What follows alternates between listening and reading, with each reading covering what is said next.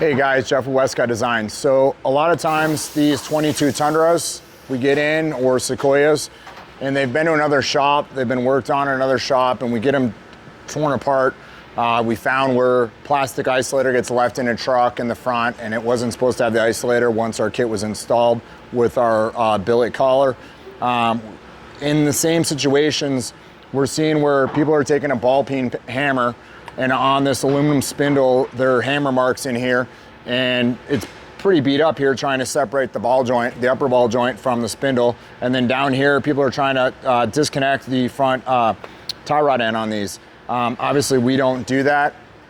We don't suggest anybody doing that at all. These cast aluminum arms are not designed to be hammered on with a ball peen hammer by any means.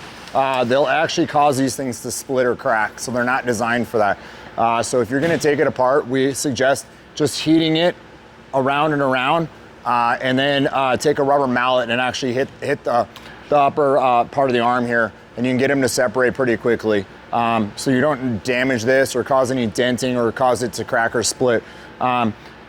I don't see any reason why these guys are actually disconnecting the upper arm here, but if that's your choice and you decide to do the upper arm and drop the strut in this way and do it that way, or disconnect this, it just makes for more work. We suggest disconnecting it down here, swinging the arm out of the way, disconnecting the sway bar end links here, swing it out of the way and drop it straight out, so then you don't have to disconnect this or this, and it just falls out to the bottom. But we are seeing trucks that are being brought in the shop that are done at other shops, and they're doing it that way, and we just don't suggest it at all. So that's just food for thought for you guys that are working on it.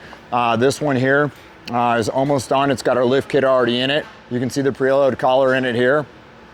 Sits in there really nice.